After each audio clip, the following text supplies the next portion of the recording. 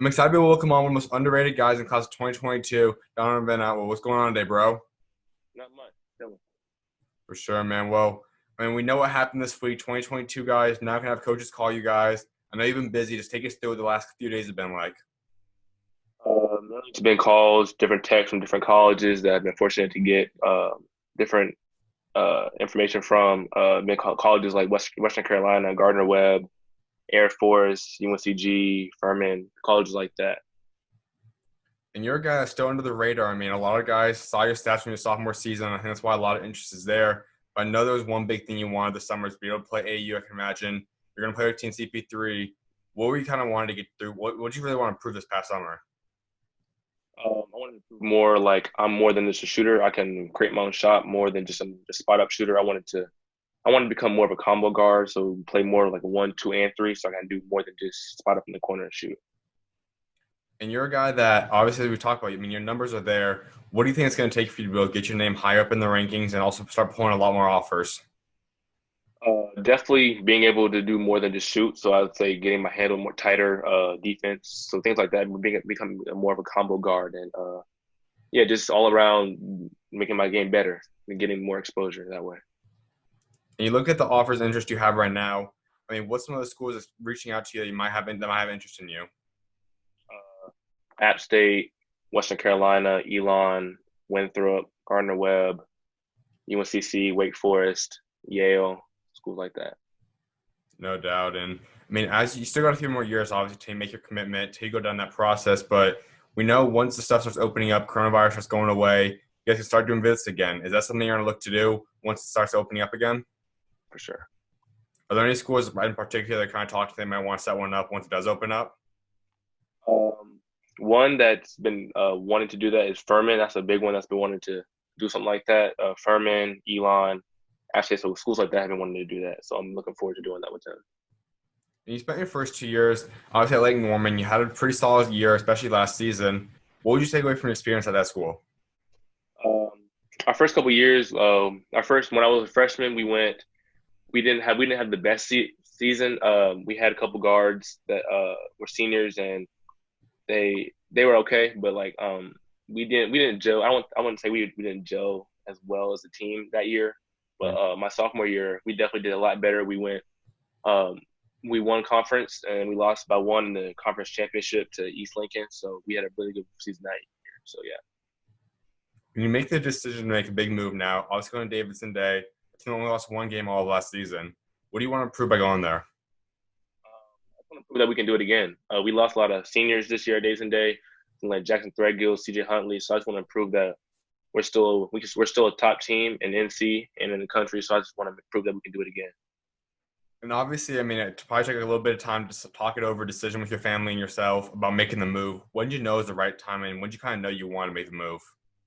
Um, I want to say once we had to sit down with Coach Johnson when he came over and we talked about it. I just knew, yeah, I like how he coaches. He knows what he's doing. He's had a lot of experience. So once I knew and once I had to sit down and talk with him, I knew that was where I wanted to go. And what would you say was the biggest reason you wanted to transfer overall? Just was it part of the other school, or was it just you knew there was a better opportunity somewhere else? I think it was opportunity and exposure, college exposure at Lake Norman Charter.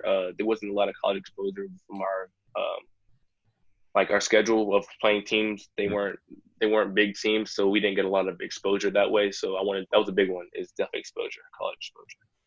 Were there any other schools you're considering? No, Yeah. Davidson Gotcha. Days. That's the one. Absolutely. And I mean, when you talk about your state, obviously the state that's been developing has a lot more talent coming in year out now. How do you kind of plan to grow now into becoming an upperclassman and potentially becoming one of the new stars of North Carolina? Just working. I'm getting better every day, pushing myself to get better, focusing on things where I have weaknesses and just improving on those things. I know the big thing for you is your academics. I know you value that. You have a 3 point over 3 point GPA. I mean, how did that kind of come to you? Why did you decide to put so much effort and time into your academics? 'Cause I know that it's a big thing for from one my family. We value education a lot, and also I know that to get into college, I have to have a good. Have to be good on both sides, on the court and academically. So I just push myself as hard as I can in the classroom. And have you started to think about what you might want to do off the court someday when the ball does stop bouncing? Honestly, no, really haven't, but I have some interest like math. Math is a big one for me. So like I like architecture, so things like that. But for the most part, I haven't really decided yet. Gotcha. And I mean, obviously, not having the AAU season for you to kind of break out even more is going to allow you to kind of have to have a big breakout year during your high school season now. How do you kind of plan to take what you wanted to do in your club season now and apply it into your high school season? I would say just trying to do just trying to prove what I've been doing during this Corona break.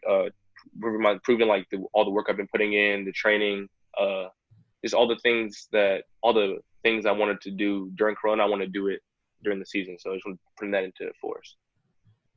And that's something I think a lot of guys valued. I mean, this quarantine time, the Corona break, obviously, it's a lot of time at home, a lot of time to be able to work out. What would you say was the biggest thing you locked in and keyed in on to get better at?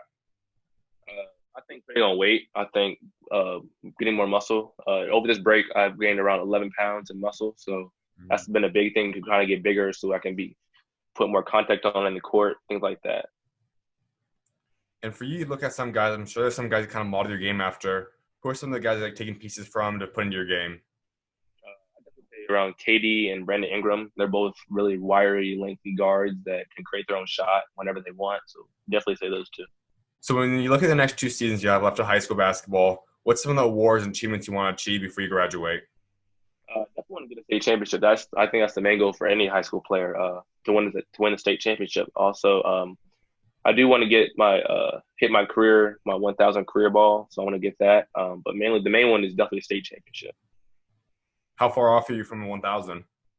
I think I'm around 200, 260 points, something like that. Gotcha. Yeah, yeah, yeah. And when you talk to coach, I mean, what does he want you to do next season on the team? He wants me to be more of a. He wants me to take the role of the leader. So he wants me to be a leader, have that leadership role. Also, he wants me to be like I've said, a combo guard. So he wants me to start working on my handles and things like that, where I can play 1, 2, and 3. So I'm not limited to just playing shooting guard or just small forward. So things like that. And when you talk about your CP3 team you could have been playing with, I mean, talk about some of the guys on that team. Who's some of the guys you're pretty close to? Close to well, I'm new to that team. Actually, last year I played with Team United. So this year, being on a new team, I'm not really close with anybody yet. I'm not really close with a lot of people yet, but I do talk to like Kanai Briggs, Deontay Green, people like that. And I know like some states are starting to open up to a degree where there's some games, some tournaments happening. Is that something you guys are discussing? And do you think you'll be able to play 1 or 2 AU games or tournaments? Yeah, actually, we had a Zoom call with the CP3 organization a couple of days ago, and I think we're gonna be playing a couple of live events in middle of July. So we'll be doing that. Yeah, so we'll be playing a couple tournaments. That's big time. And my last thing before I let you go is when you talk about your legacy, by the time you walk away from the game of basketball, and what do you want to remember for both on and off the court? I'd say I just want to be remembered as a player who gave his all, was a hard worker on and off the court, academically and on the court, who put all his all into it, who people can look back and be like, wow, I want to be able to put as much work as he did and achieve what he did. Absolutely, man. Well, I definitely appreciate you taking time to come on, my guy. I look forward to seeing what God's got in store for you next season. Sure, thank you for having me. Anytime, man. You guys welcome on, bro. God bless.